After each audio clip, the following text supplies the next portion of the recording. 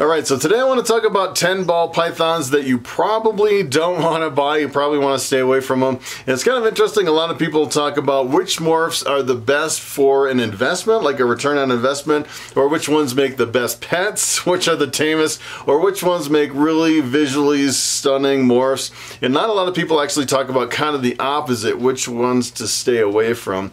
And probably the number one that really sticks out in my mind as far as ball pythons you really probably want to stay away from, and that is desert females. The desert gene is kind of problematic. It's kind of funny, when the desert first came out, it was, I'd say it looks similar to the desert ghost, but the problem is that there's a problem with the females. The females are either infertile, where they'll lay a whole clutch of slugs, or the females will actually die when they're laying eggs. It's really problematic. And it's kind of funny because when I first saw the desert come out, there's people on YouTube, they're like, this is the best gene ever, and they were breeding it through their collection, and it was really hot when it first came out. And then once they grew up the females, people soon realized that there was a problem, and all the females, they would either lay clutches of slugs or the females would end up dying. So I'd say even if you're going for like a pet quality animal, you're interested in the desert gene, you could probably buy males, which would be a safe bet, but you really don't want to buy the females. The problem with the females is, even if you're not thinking about breeding the females, they can actually lay eggs through parthenogenesis. They can actually lay without even being around a male, which is kind of interesting. Essentially, all the eggs, if they actually did hatch, you know, they can actually reproduce asexually, and all the eggs that hatched would be perfect copies or clones of the female parent, which is, I'd say it's pretty rare. I've seen some people actually have clutches of eggs through parthenogenesis, but the problem is if you actually bought a female as a pet quality, it could potentially lay eggs even without a male, and that female could potentially pass away. Alright, so the number 2 ball python that I would probably stay away from, and that is ball pythons that have a kink in the spine. And I would say it's not very common, but I've actually seen a handful of ball pythons where when they're born, they actually have a kink right in the spine. They can't completely straighten out their body all the way. And I would say sometimes you're thinking you're getting a good deal as a pet quality. Maybe you get, you know, a huge discount from a snake with a kink. But the problem is especially if you try to breed that snake, or if it's a female that's trying to lay eggs, sometimes it can be lethal. And then if you actually do try to breed that snake, a lot of times it can actually pass that kinking to the offspring. Sometimes it's line dependent, especially with certain morphs that are known for kinking. You probably want to stay away from any snakes with kink, especially if you're breeding those snakes. Alright, so number 3 on my list, that would be the spider ball python. And the spider, I would say, is a highly polarized topic in the reptile community. There are some people that say it's okay to breed spiders, and some people are really against it. As a matter of fact, over in the UK, they've actually banned the display and sale of spiders at the reptile shows because, you know, they're trying to regulate spiders out of being bred so much. And it's kind of an interesting morph. This is actually a spider around my neck. This is a pastel spider desert ghost. It has spider in it. And the interesting thing is, most people say they have, you know, the neurological issue with the head wobble, and in this particular snake right here, there is no head wobble at all. It has a perfectly stable head, no problems at all. And I would say the head wobbles in spiders, I'd say it's a really small percentage as far as how many actually have the head wobble or neurological issues. And the problem is some of them are really severe, and that is really where a lot of people focus on, the really small percentage of the ones that have a really severe head wobble. So if you're getting into spider, I would probably, you know, think about the kind of the issues with the spider. As a matter of fact, it's not only with the spider, there's quite a few other morphs that also have the head wobble. As a matter of fact, I've seen more champagnes with a worse head wobble than the spider, and it's kind of interesting. They're just kind of picking on this morph, and I don't know why they kind of pick on the spider versus all the other ones with the head wobble. I think it's kind of interesting.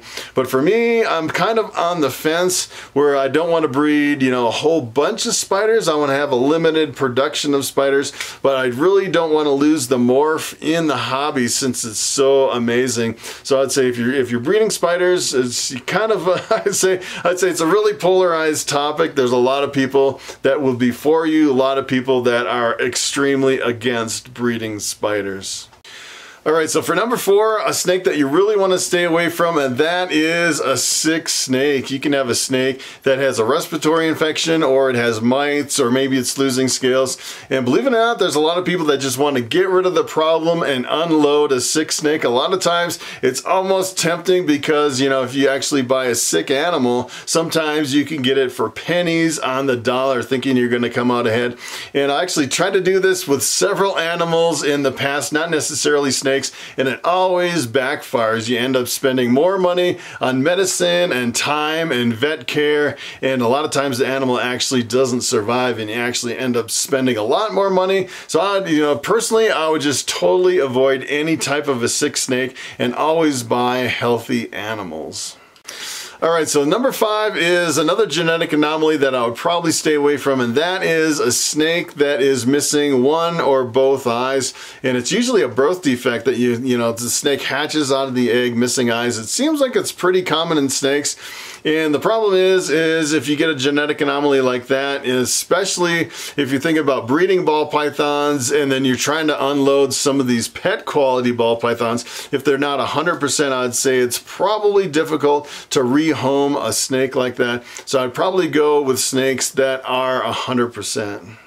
All right, so for number 6, another thing I would probably buy with caution, and that is a paradox ball python. And essentially what a paradox is, it is different, amounts of black splotches all through the snake. Sometimes it can have a lot of black spots, and sometimes it can just have a few kind of throughout the snake. And it's totally unpredictable, and kind of the one thing that I've seen with a lot of paradoxes is they tend to sell for a lot more money. And I think if you're a new breeder and you're buying into a project, and you see, for example, if you had like a bamboo like around my neck and you had all these black patches all through the snake, you're thinking, yeah, that's pretty cool. I want to buy that. I want to spend a couple extra $100 to get the paradox bamboo.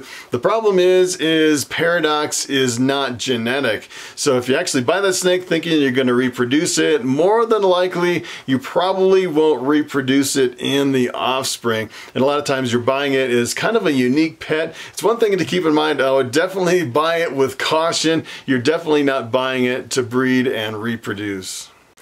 All right, so for number 7 on my list, I would definitely stay away from buying a two-headed snake. It's kind of an interesting genetic anomaly. As a matter of fact, it's probably the most popular genetic anomaly in all of reptiles. I've seen quite a few two-headed animals, and the problem is it's kind of an interesting, maybe you can have a YouTube channel with your two-headed snake. I've actually seen people do that, but the problem is a lot of these animals don't really last very long because keep in mind it's two individuals sharing one body, and a lot of times the organs aren't completely developed or they can be deformed. So I'd go into it, kind of knowing what you're getting into. I'd probably stay away from genetic anomalies, especially the two-headed snake.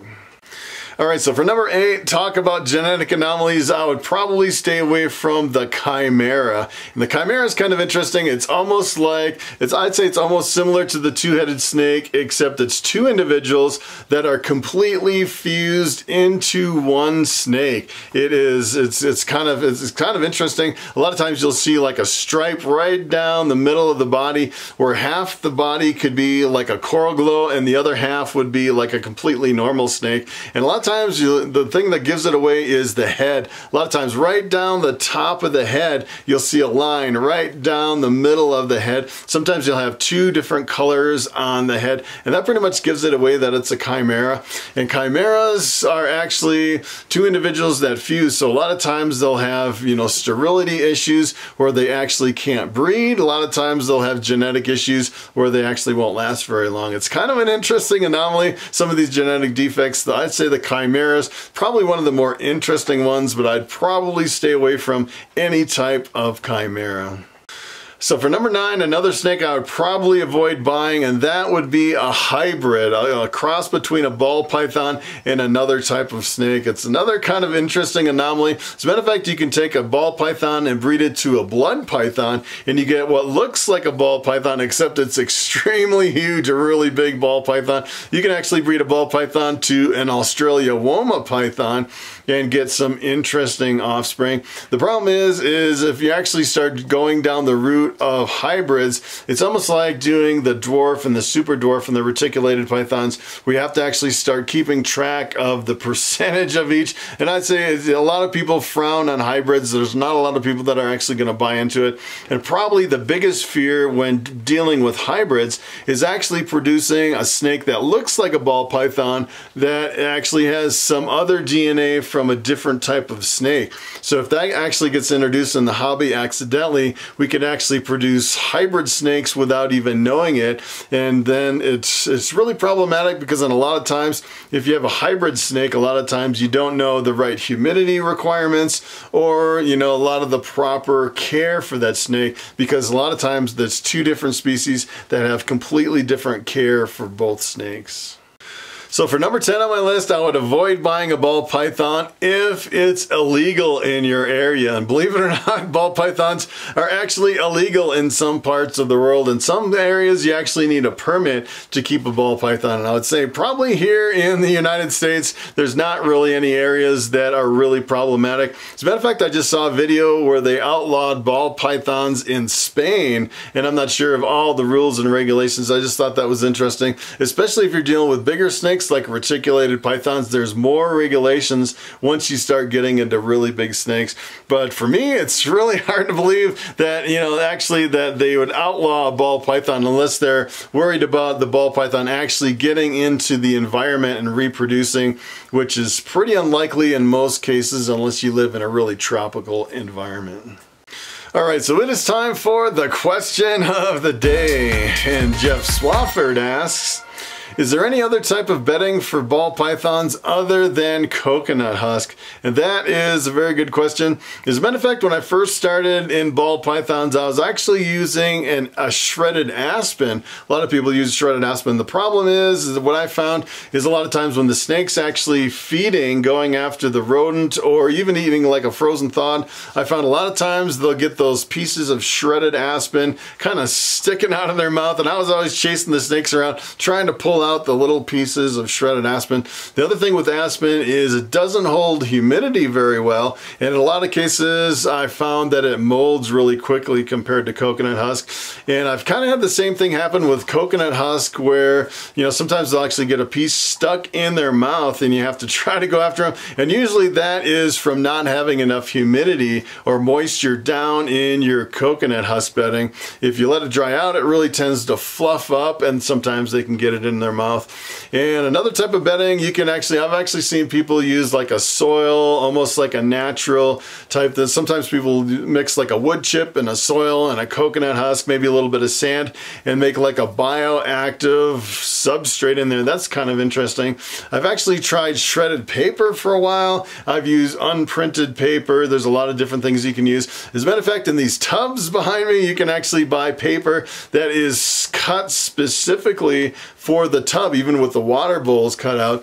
But I found, the humidity is almost impossible to control if you're just using a paper substrate. And the other thing is it doesn't really keep down the smell. So if I go with all paper substrate for my snakes, I come in here, it smells like snake pee in here, because all the snakes are peeing on the paper, and I'm constantly going through all the tubs every day trying to change the paper.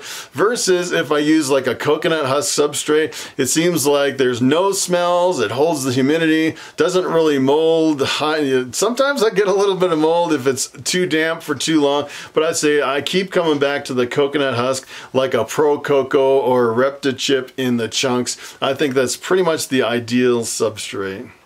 So that is pretty much it. Thanks for watching, and I will see you in the next video.